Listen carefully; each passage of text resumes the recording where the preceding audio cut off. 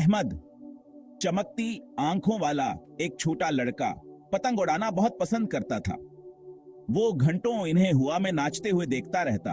उनकी रंग बिरंगी दम नेले आसमान पर कहानियां बनाती रहते। मुझे बहुत अच्छा लगता है कि मेरा पतंग वहाँ कैसे नजर आता है, बस हवा के साथ नाच रहा है। अहमद अपने दादा के तहफे में मिले। अपने पतंग को बहुत अजीज रखता था, अल्फाज से ज्यादा। एक दिन एक शरारती हवा अहमद के गांव में चली गई। ये हवा भततीजा और चालाक थी, जैसे कहस के पास कोई खफिया मंसूबा हो। उसने दरख्तों को खींचा, कपड़े उड़ाए और हर चीज को हिलाकर रख दिया। गांव के लोग हैरान थे, कहीं हवा इतनी तेज क्यों है, और सबके कानों में राज किए। हवा ने हर किसी के कानों में कुछ ना कुछ सरगोशी की, जैसे कहो हसबा को छपताना चाहती हो। वाह, ये हवा मेरे पतंग उड़ाने के लिए बेहतरीन है, अहमद ने खुशी से चीखा। तेज हवा से परजोश अहमद ने अपना पतंग पकड़ा और बाहर भागा। इसने सोचा कि आज का दिन पतंगबाजी के लिए बेहतरीन है। इसे पहले से कहीं ज्यादा बुलंद होते देखने के लिए बेताब था। इसने अपने पतंग को आसमान की तरफ फाड़ते देखा और खुशी से झूमा उठा। लेकिन जी से हयास ने अपना पतंग लॉन्च किया। हवा ने एक चाल चली। इसने पतंग के धागे को तोड़ दिया, जिससे वो आसमान से नीचे गिर गया। अहमद हैरान रह गया। इसने सोचा कि ये कैसे हो सकता है, इसका पतंग इतनी जल्दी क्यों गिर गया। वह बहुत मायूस हुआ। तीज, हुआ ने जोर से कहा, देखते हैं कि आप उसे कैसे संभालते हैं, छोटे पतंग। हुआ ने अहमद को चैलेंज किया। अहमद ने हमतनी हारी।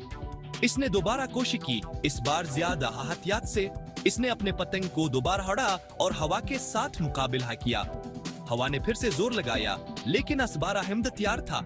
इसने अपने पतंग को मजबूती से पकड़ा और उसे आसमान में बुलंद रखा। हवा ने एक आखिरी कोशिश की, लेकिन अहमद ने अपने पतंग को गिरने नहीं दिया। आखिरकार हवा ने हार मान लिया और अहमद का पतंग आसमान में बुलंद रहा। अहमद ने खुशी से नारा हलगाया, मैंने कर दिखाया। उसने सीखा कि मेहनत और अज़म से कुछ भी मुमकिन है। दिल टूटा हुआ अहमद अपना टूटा हुआ पतंग उठाकर अपने नाना के पास गया। नाना अपनी प्यारी मुस्कुराहट और सख्त हाथों के साथ हर चीज का हल रखते थे। उनकी वर्कशॉप लकड़ी और गोंद की बो से भरी हुई। अहना अहमद के लिए जादू की जगह थी। फिक्र न करो अहमद, हम उसे ठीक कर सकते हैं। नाना, मेरा पतंग ये टूट गया है। नाना ने पतली धागे का एक घुमाव निकाला। ये एक धागा कमजोर है, लेकिन अगर हम बहुत से धागों को एक साथ मरोड़ते हैं तो वो मजबूत हो जाते हैं। फिर उसने अहमद को दिखाया कि पतले धागों को कैसे एक मजबूत डोरी बनाना है। वाह नाना, ये जादू की तरह है। हाँ अहमद, बाज़ औक़ात ताकत इत्तेहाद से आती है। उन्होंने मिलकर टूटे हुए पतंग के धागे को नई मजबूत डोरी से बदल दिया। जैसे जैसे उन्होंने काम किया, नाना ने वजाहत की, बिल्कुल इन धागों की तरह लोग एक दूसरे की मदद करके मजबूत होते हैं। अहमद ने गौर से सुना। उसका दिल गर्मजोशी और समझ से भर गया। शिक्षण बुलंद परवाज सीखे हुए इस बाक। As the children gathered in the open field, their eyes sparkled with excitement. Each one held a colorful kite, ready to take on the challenge of the skies. The air was filled with laughter and the rustling of kite paper. It was more than just a game.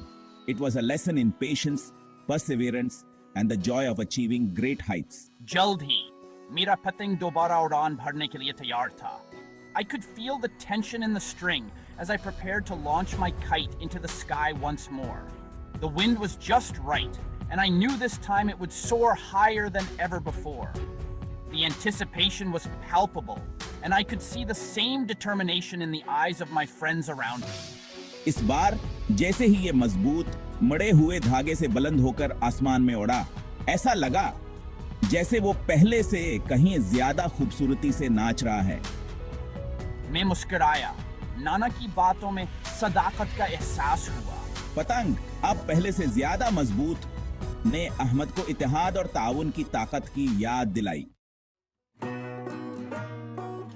Section 7, हुकूमत की तकसीम, खुशी फैलाना।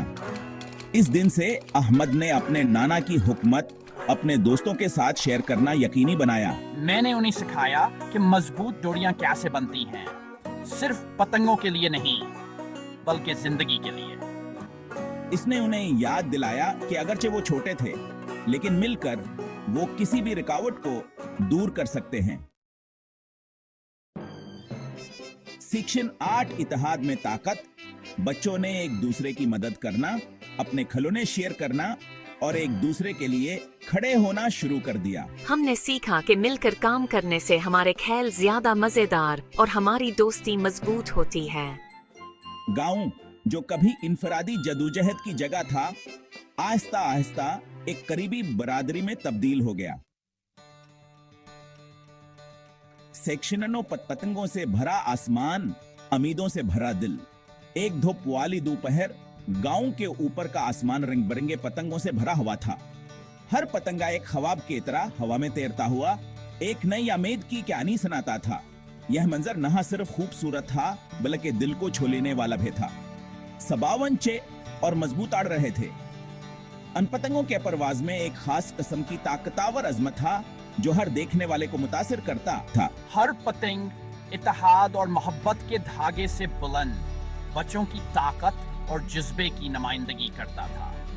ये बच्चे जो अपनी पतंगों के साथ खेल रहे थे, उनकी आंखों में एक चमक थी जो उनके ख्वाबों और उम्मीदों की अक्कासी करती थी। अहमद पतंगों को नाचते हुए देख रहा था। उसके दिल में एक अजीब सी खुशी थी, जैसे वह अभियान पतंगों के साथ आड़ रहा हो। उसने अपने दोस्तों के साथ मिलकर अपने पतंग को हवा में छोड़ा और वह भी आसमान की बुलंदियों को छूने लगी। जानता था कि असल जादू धागे में नहीं बल खाना की मोहब्बत और इत्तेहाद में है। यह पतंगे जो एक साथ हाड़ रही थी, एक पैगाम दे रही थी कि जब हम सब मिलकर काम करते हैं तो हम अक्सी मुश्किल को आसानी से पार कर सकते हैं। अहमद ने अपने दोस्तों की तरफ देखा और उनकी आंखों में भी वही चमक दिखी जवास के दिल में थी। यह लम्हा इन सब के लिए एक यादगार बन गया जो हमेशा के दिलों में जिंदा रहेगा।